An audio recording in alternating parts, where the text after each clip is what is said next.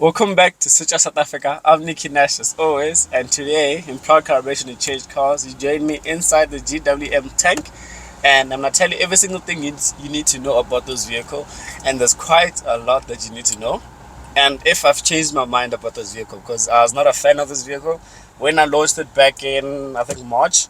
So now I've spent a week with the vehicle, so I'm gonna tell you what I think about the car from the extra look of the vehicle, interior look of the vehicle, cost of ownership and overall thoughts of the car, and whether would I take it over a Ford Everest, a Toyota Fortuner, an Isuzu MUX, and the likes. So speaking about the GWM Tank, right? Extra look of the vehicle. I'm not a fan of the extra look of the vehicle because of the design. So it reminds me of the Jeep Wrangler. Just remind me of the Jeep. A lot of Jeeps look like this. I'm not really a fan of this look in this vehicle. But this black color does somewhat make this GWM Tank look much better from the exterior look of the vehicle. So that's just my thoughts of the exterior look of the vehicle. You guys might have a different perspective of how the car looks or what you guys prefer, but that's just with regards to me. Then moving on to the interior of the vehicle, I think that's where the party piece of this vehicle is. It has to do with the interior. It looks quite good and it feels quite good.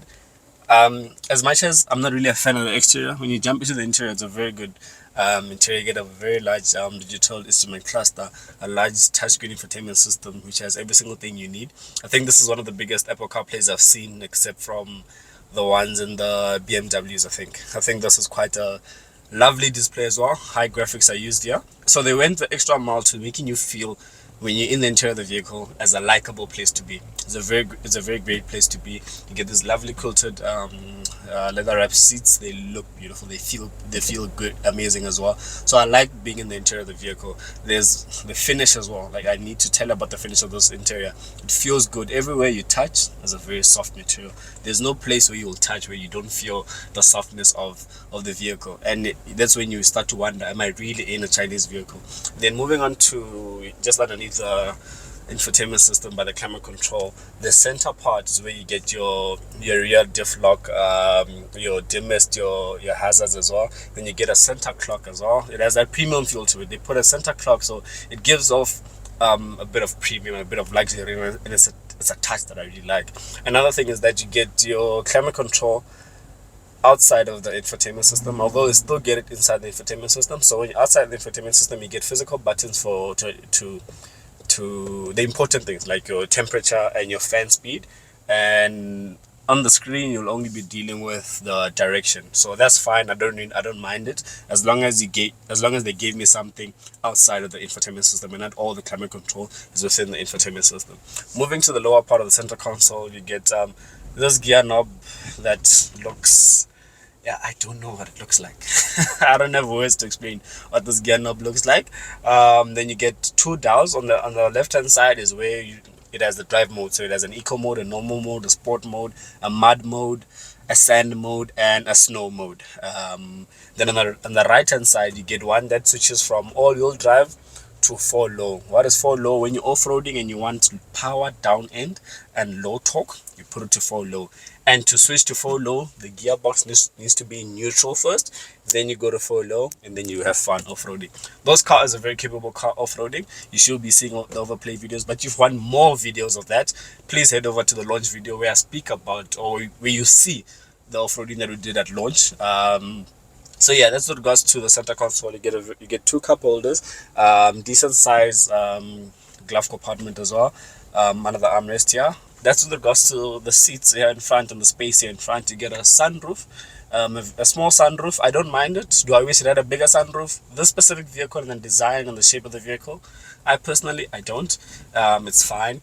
Even this small sunroof, for example, I've had this car for I think 6 days now, and I have not opened the sunroof at all. Almost probably open it now through the overplay videos, but I've not opened it because it's not this type of vehicles where I feel the need to open the sunroof. So I don't really mind the sunroof being there or not being there. One thing that I really do wish is that the roof lining should have been black. The car would have been such a much better interior.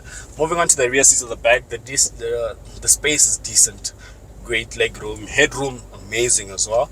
I think they really focused on the interior of this vehicle, and it's something that I need to give GWM on props for. They focused on the interior of the vehicle. Feels good. The seats are amazing to be in. Then you go to the boot. The boot, not the biggest of boots. It's on the tight side of things, but yet again, it gets the job done. The disadvantage, or something that I noticed in terms of the boot, is the car doesn't have a load cover. What is the load cover? Is that thing on top of the boot to cover what's inside the boot. So this car doesn't have that, and from prying eyes and all that stuff, people can see what's inside and will smash your window and get into the boot. So that's just a disadvantage for me. I think GWM could have tackled that a bit better. But that's with regards to the interior. Let's move on to the important part, the drive of the vehicle and cost of ownership. Quick one before we move to driving impressions. Something that I need to point out that I really hated this vehicle, and I mentioned it in my launch video, is the sound system in terms of how it controls the audio for you. So you could be blasting the music and then it will decrease. Like seconds after, it will decrease because maybe things is too loud, and then after a couple of seconds it'll go back up and then come back down, then go back up. So it's something that irritates me to a point where of hatred. I hate it. I know it's a software thing. It's something that can be worked on, and I hope GWM watches my review and listens to me, so for future customers, so they can fix that issue, because I really don't like it. So the drive of the vehicle, the car drives quite good. I've enjoyed driving this vehicle, and it has an eco mode, a sport mode. I only went to sport when I was at launch to feel it, but when I've had the vehicle right now, I didn't touch sport. I've been driving it in normal and eco. A vehicle like this, I don't feel like there's ever a need for you to go to sport, unless if you're really overtaking and all that stuff, which I haven't been doing for the week I've had the vehicle. So I like this vehicle. Like, I'll tell you, the drive of the vehicle, the suspension is something to marvel about. Like, over speed humps, sometimes I don't even brake. Like now I'm going over one, I'm doing 30 Ks, I'm not gonna brake, just go over it. It feels so good. It's not an uncomfortable ride. It handles road imperfections amazingly. The suspension that GWM has went on to use on this tank is perfect, and I think it's the winning formula for them is the suspension of this vehicle is amazing. I really do like how comfortable this car is, and it doesn't feel as big as it looks, because the steering wheel weight or steering wheel feeling is not of a big car. It's a very smooth car. It's a very smooth steering wheel. As you turn in, like what I'm doing now, it's very smooth.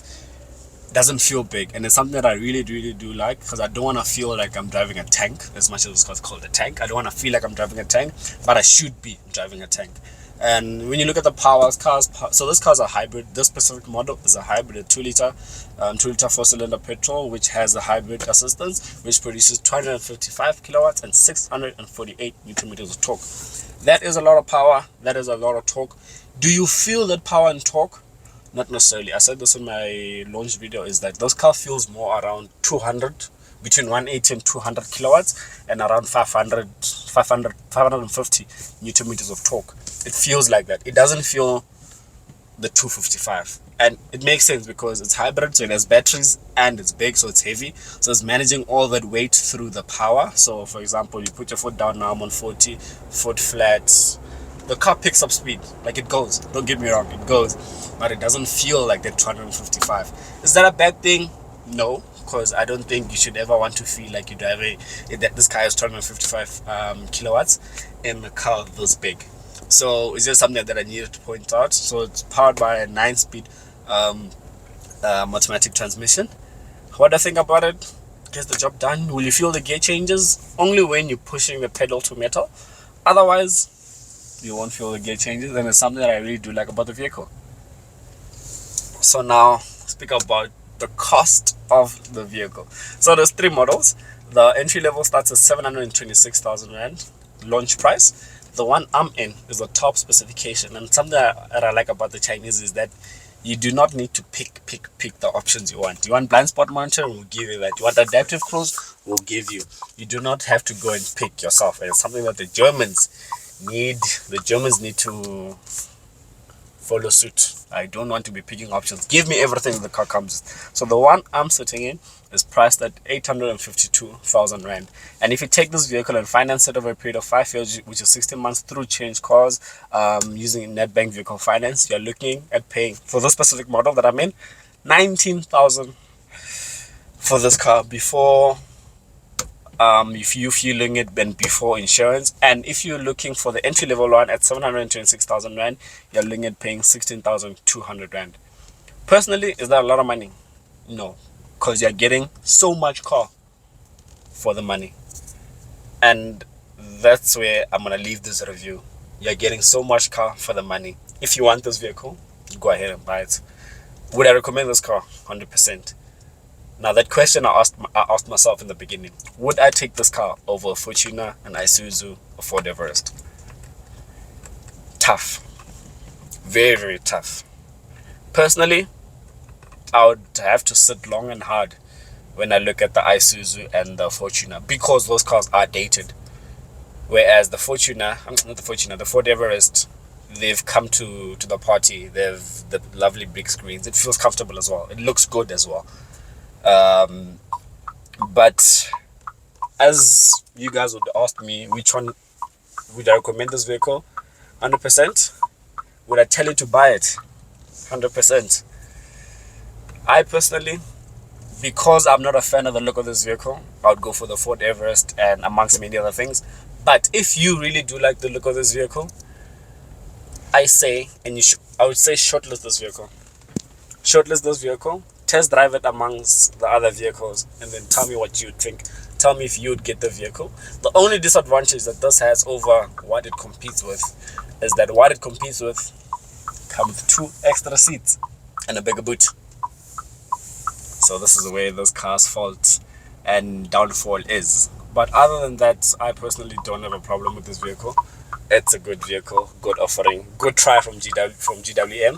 There's gonna be the bigger one, the bigger sibling of this one coming to South Africa, should be this year as well. We will review that one, and that's the one I really do like. And that's the one that, if I was in the market, I might just take over the Fortuner, the Isuzu, and the Ford Everest.